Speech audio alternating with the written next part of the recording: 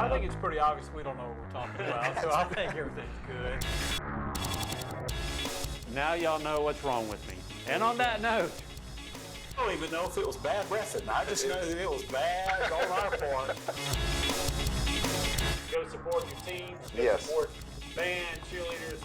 The autumn mix inspired Michael Ball. It's the first time he's ever raised his hands on a yes. Well, so that's pretty impressive. Scare that referee back. Let's talk a little football. Hello and welcome to the Press Box. I'm Austin Reams and I'm here with the three wise men of South Georgia. Randy Young. I thought it was Michael three, Best. three Stooges. Yeah, that's right. And y'all are the smart ones. Yeah. Jim Rayburn. And three stooges, three wise men, whatever you want to say. And I'm just the village idiot. The village idiot. Every village you know, you got one, like right? I'm just driving this here crazy train. There you so go. What an honor to be here. Let's talk about Colquitt County football. They beat Richmond Hill and they are region champions, which is with a young team. That's quite an accomplishment. So they beat Richmond Hill 31-13 and prepping for Wheeler for the playoffs, and that's going to be in 2 weeks. But let's just talk about here you are. You're in a rebuilding year. You've got a whole bunch of young players. You lost a bunch of D1 players, and you win a region title in this region. Pretty impressive. Pretty impressive. That region's a little bit down to me, but you take Lowndes, who Central just blew off the field, and everybody's talking about how bad they wound up 9-1. Yeah.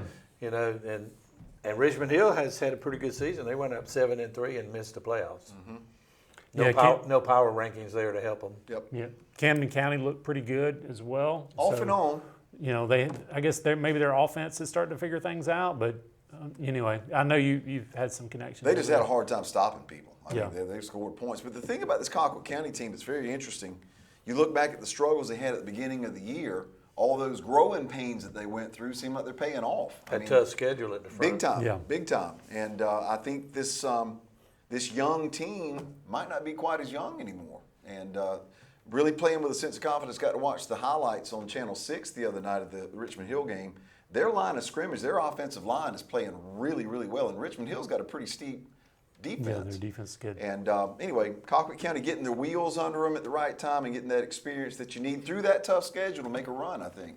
As Michael Best's favorite coach would say, they might have started out sophomores, but by this time of the year, they're juniors.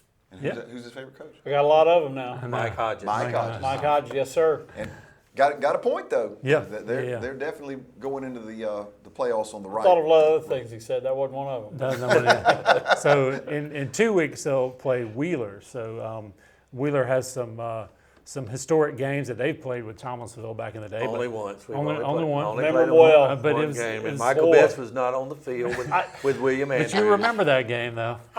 You had his back, didn't you? Yes, of course I did. He was already in K-Road. But I was not. I this was is next still a next bulldog. Friday though, right? Yeah, that's next the Friday. 16th, Okay, right. okay. It's Next next Friday. Friday. So- Playoffs for everybody starts. Playoffs Okay, I start thought in so. 2 weeks. Well, one thing we do know is that Thomas County Central crushed coffee.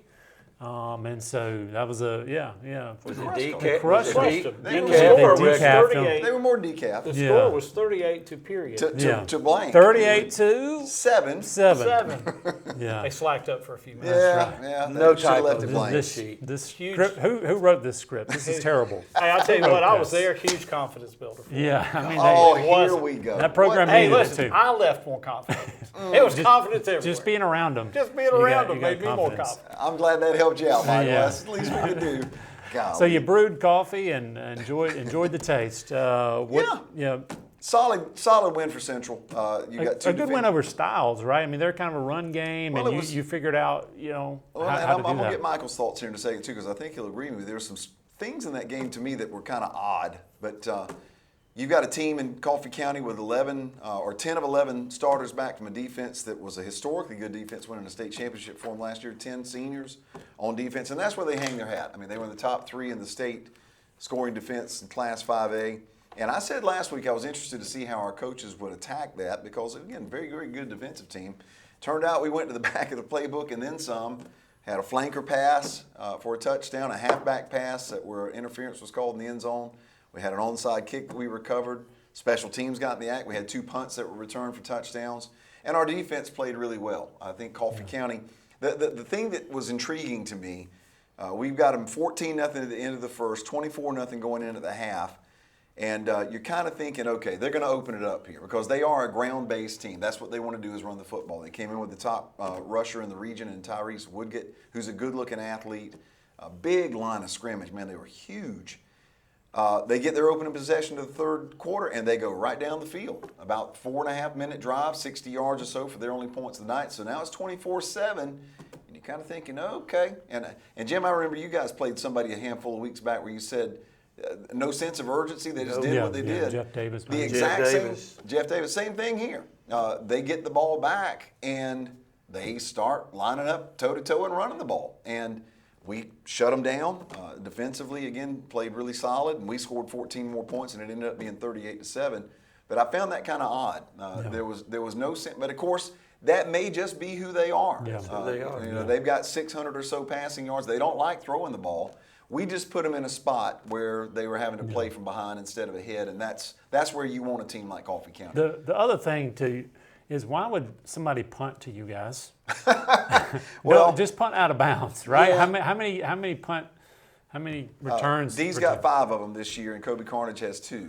So you got a couple of guys there that when they get their hands on the ball, they can do something with it. But I thought Central played really well overall. We ended up with about 320 or so total yards. Coffee with about 170. The win puts us at 9-1, number 2 in the region now, and we will have Winderbarrow, the Bulldogs, with 2 G's according Not to 2 D's, 2 G's. 2 G's. 2 G's. According to Jim. It's kind of like, what is it, teal with 2 L's? You just call them the Bulldogs. 2 L. So this is the 2G Bulldogs is what this is.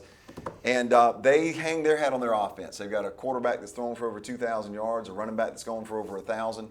Their problem is they haven't been able to stop people. So we'll see how it goes. Main thing is we get the win, we secure a home playoff game, and now open week and then postseason gets ready to start. is upon us. So and hopefully we're seeing Central kind of turn that corner. We've been playing really, really well. 2 top 10 ring teams that we've played in the last couple of weeks and one solidly. So I think we feel good heading into it. Yeah, it should.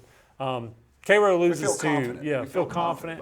I hope your confidence continues. We hope that confidence stays up. That's right. Cairo lost to Westover on Halloween night there at Hugh Mill Stadium, 29-10. That didn't help any confidence. And that's not very good. That didn't help confidence. Too much candy corn. I think the pumpkins could be got it. The pumpkins got you. But I think there's a lot from that game you can hang your hat on. I mean, first of all, I thought Westover is a pretty good-looking team who looks like they're going to go well. You got a lot of injuries. You still have a pretty close game for a while. Yeah, they're coming in with the best record in the history of the school. They have never been 9-1. And so they've got a huge offensive line and a great running back. He's right behind Brian Duncan and all the yardage stats. And he can really run the ball. He did a good first half. He had 180-something yards. Second half, we held him to less than 100. But again, we went in with a lot of injuries from the Peach County game. 2/3 of the Teals were out. And so we had 3 running backs out, including Brian. And then X-Teal was out, 2L Teal was out. And then we had a middle linebacker, Team Huntley. He was out. They got injured. A wide receiver that was out, Chris Stewart. He was out. And then our quarterback was sick all week, and so we went with the freshman quarterback to play. So we had about 6 guys out, so you knew you had to go in and play. Yeah. I thought you said 2/3 of the Teals. I'm thinking like 5. That means there's 10 guys left. I mean, after there's 3 Teals and 2 of them are out. So 2/3 of the Teals. Yeah. Okay. And that's just that Thompson. But you still had, if you took away some of the critical mistakes, that's we had 3 touchdowns nullified. We had 2 called back on holding, and we moved Justin Teal over to Brian's spot in the Wildcat. And what a great job. Yeah, he had over 100-something yards of rushing. He scored 3 touchdowns, had 2 of them called back for holding. And then we got one, we drove it right down, and as he's going into the end zone, somebody, helmet hits the ball, pops it out into the end zone, they fell on it. So that's 3 touchdowns we kind of left on the boards out there and weren't able to get, which would have been the difference in the game, obviously. We had 4 turnovers, which is very unusual. For us, and because we just have not turned the ball over this year. So we had, on top of that, 4 turnovers. But defensively, I thought in the second half, because we were worried, we thought we could score, and we did. We just couldn't make it count. But defensively, we were worried about their very high-powered offense. But second half, I thought the coaches made some good adjustments. I thought that we did a good job. We held them, the whole team, less than 100 yards in the second half, and the little running back Dominique Ball was less than 100, 90-something yards in the second half. And they had 0 yards passing for the night, and they threw it about 8 or 10 times, but didn't complete them.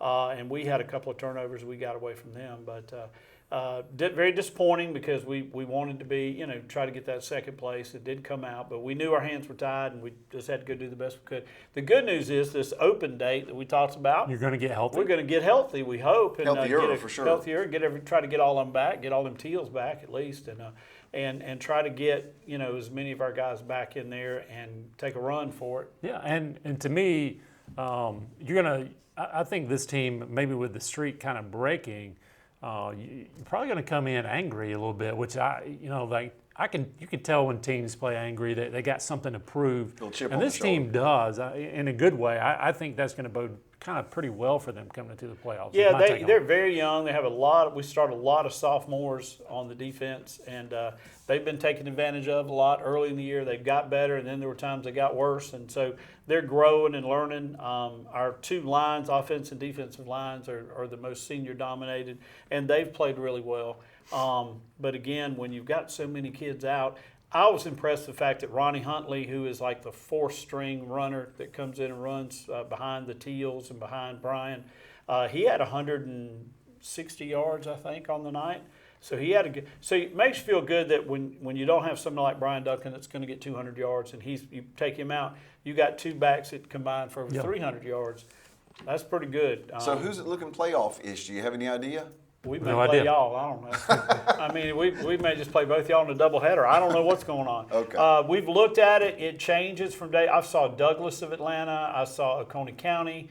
And then all you got to do is move one spot, and now it's somebody completely different. The thing I have kind of figured out, if you move up, the numbers come down that you're going to play. If you go down, the numbers go up that you're going to play. So, you don't want to keep moving down. You want to hope to keep moving up. And we've been in that 18, 19, 20, 21 region, area right in there. Every day it changes, but I guess we'll know Saturday night who it is. But we've heard, there was one scenario where we would play west side of Augusta. If we won, we would play Westover the next week, and if we won, we'd play Peach County the next week. Oh my gosh! Well, how do you do? We just play in the region again. That's right. That's right. Yeah. All right, well, speaking of playoff conundrums, Thomasville, let's talk about Thomasville has in the same boat. So basically the short story is wait till Saturday night at 8. But let's talk about your win over Berrien, 42-0, come out very efficient, and we'll talk playoffs in a minute. But, your first string offense needed some work, and they got some. Only had 15 plays against Brantley. Yeah, so they didn't have many more than that against Berrien. So that's kind of an interesting kind of coaching part of this. But let's just go to the highlights. What do you think? You just came out and played well and needed to. We came out and played well. We scored on our first 5 possessions to go up 35-0, and then it just kind of evened out a little bit. I think Berrien ran one play across the midfield and then got sacked back across on their side and never crossed midfield again. But I mean, Cam Hill came out in the first quarter. He threw the ball as well as he's ever thrown it. He hit everybody in stride.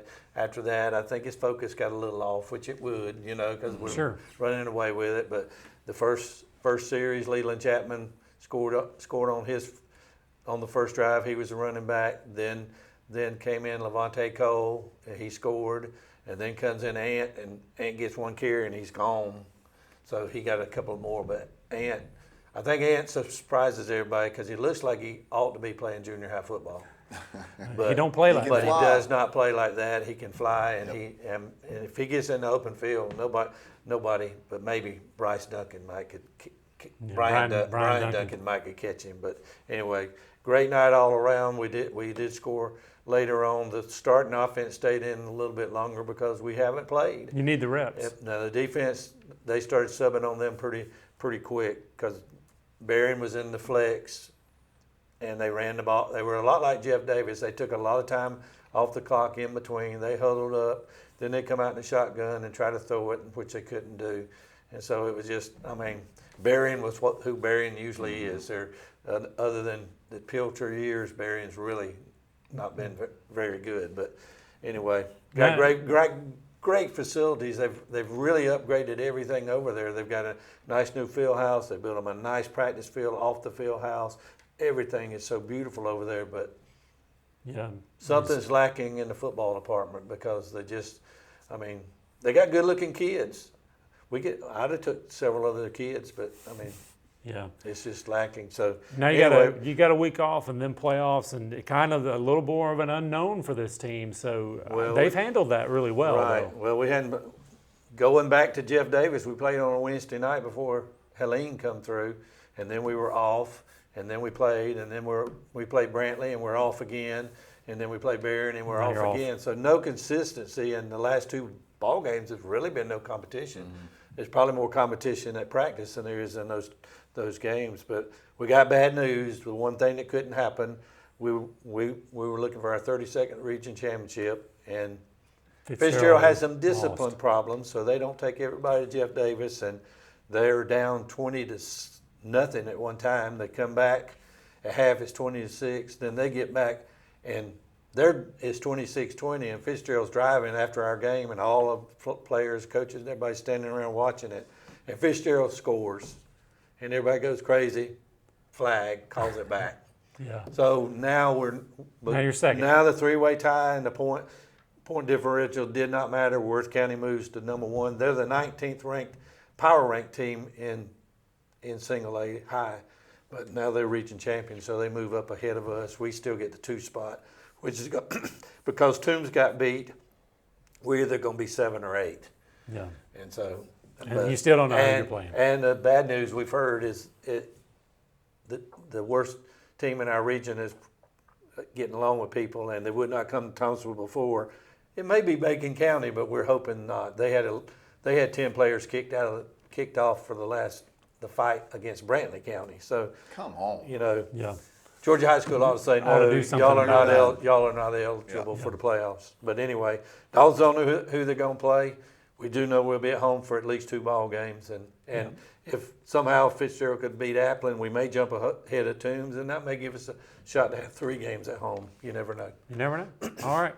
So we'll know more Saturday at 8. 8 so, o'clock. All right. Gracious. A couple other scores going on. So Pelham beats Terrell County.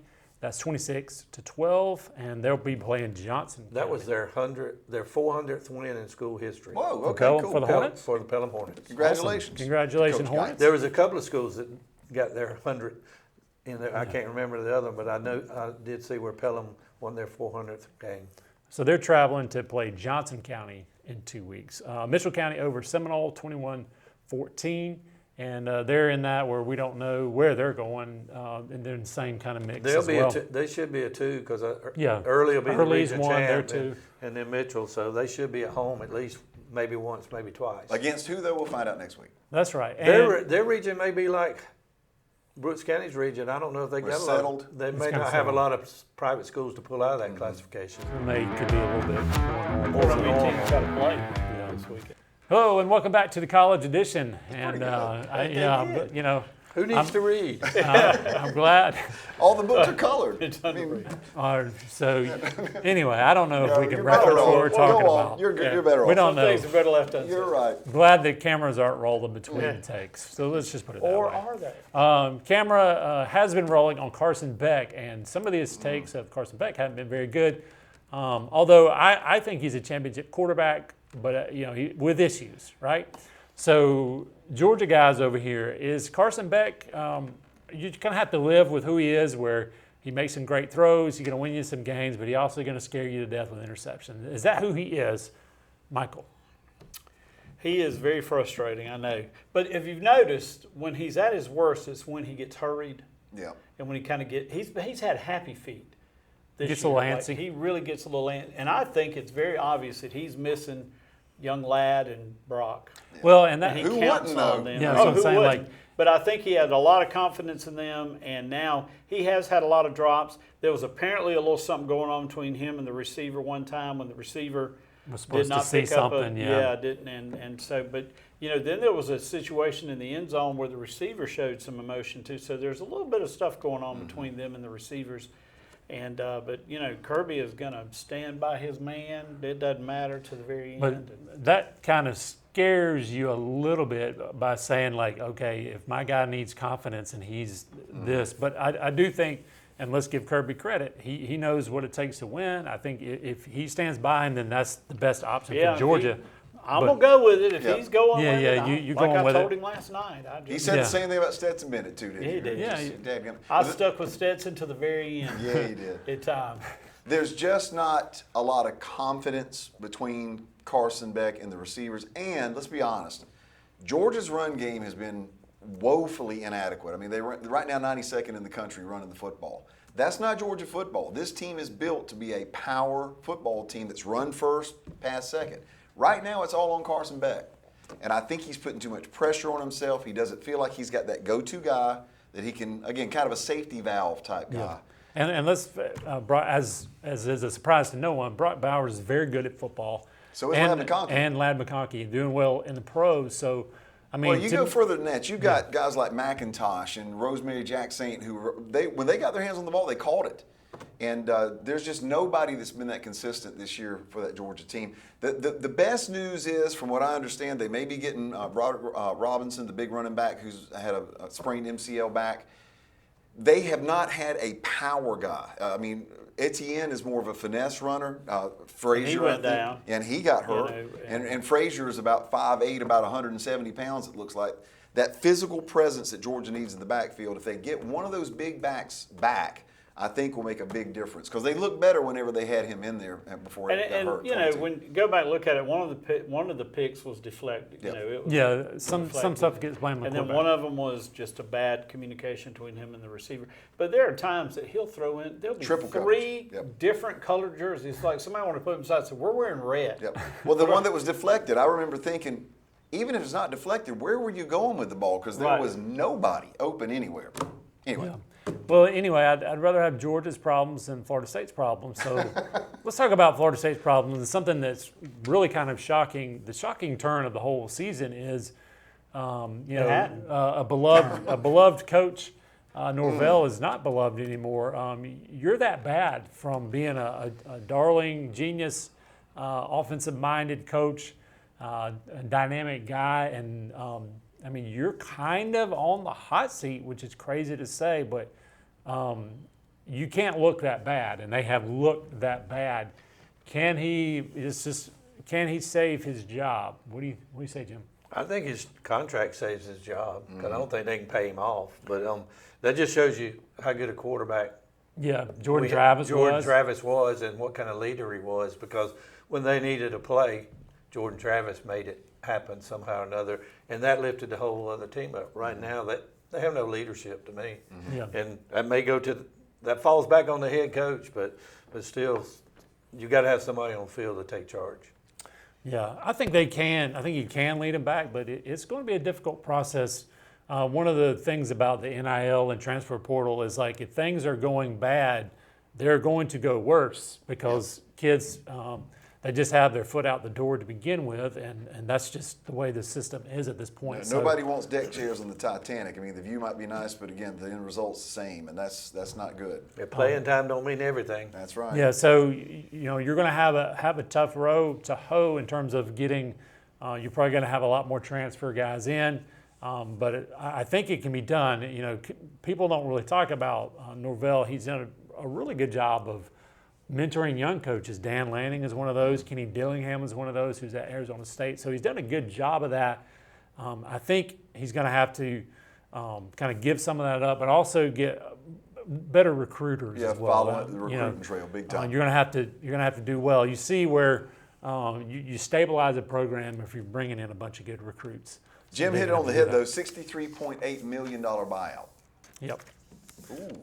All right. Yes, that'll get us a lot of candy corn. Hey, they can fire me and pay me I was that. going to say, buddy, That's a lot of candy corn. we're split between the four of us here. Just go ahead and fire us. But in that, the problem with when you're an athletic director or anybody, you may have a good coach, but if things start to slide, it's very just hard to get it back on track. It is. So I think and that's just a sad part of today's era. Like a lot of times, you can look at Bobby Bowden and Tom Osborne and all these old coaches that would have a year that a couple of years maybe be off, but then you're back on the track. You can't do that anymore. Yep. It's sad to say. So. Yep. It's true.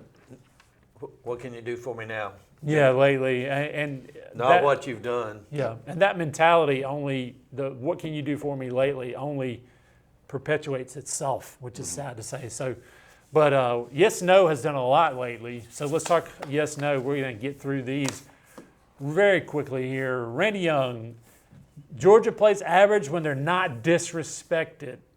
Yes. Yes. Yes, they felt disrespected against Texas. They played good. How did they get disrespected against Texas? I don't know. They were picked to lose. They were picked to lose. Nobody gave them a chance. Well, And then that they're was not picked my- to win. rob them in that I didn't place. disrespect them I because know, I I- picked them to beat Texas.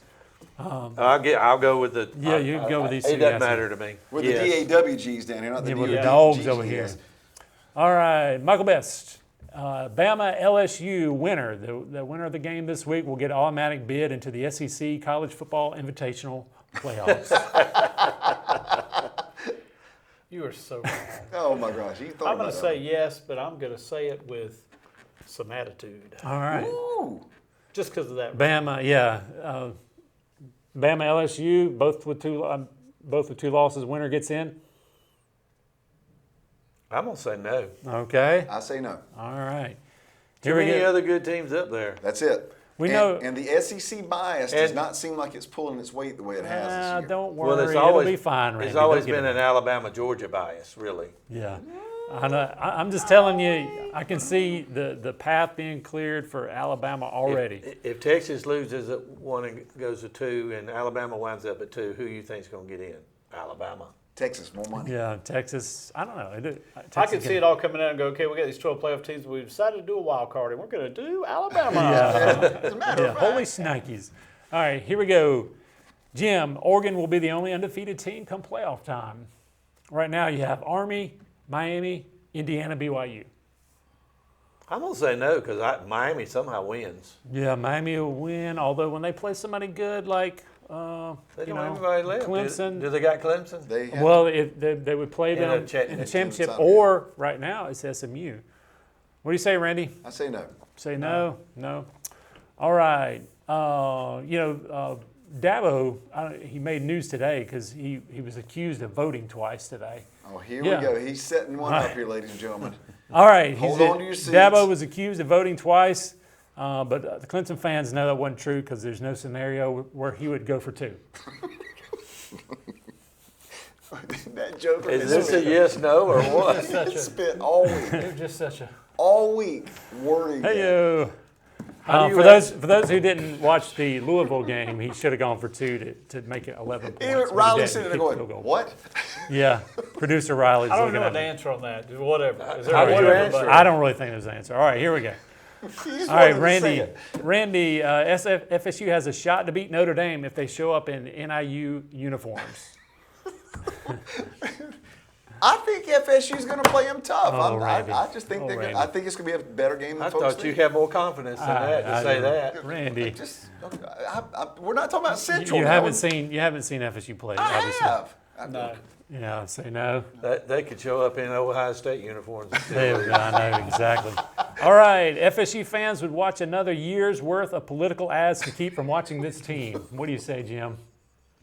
Yes. Yes. Yes. Amen. Amen. Yes. Yes. Yes. Yeah, that's about the worst thing I can think of. Yes. Yes. Oh my That's the God. only good thing about election day. It's Yeah, over. it's Maybe over. it's over. It's over. All right. Except for the FSU fans For when they the- rewind them. Yeah, well, I'd rather do that than watch this team play. All right, for those of you who saw the Georgia-Florida, there was some law enforcement beating up some Here we go. fans. Here we go. Here we go. Here we So, go. Too much yeah, time off. yeah, if you want to go check that footage out, it's pretty it's pretty intense good. over there. It's- Law enforcement's getting after some fans. So, anyway, that law enforcement, Randy, would they start on FSU's offensive line? Yes. Yes. Yes. Yes. Yes. Very aggressive. I love it. Yes. No, I don't want anybody to be hurt, but I like that aggression. What has happened here? Off the rails. Off the rails. Completely. We appreciate you Good job, guys. Austin. See you next week.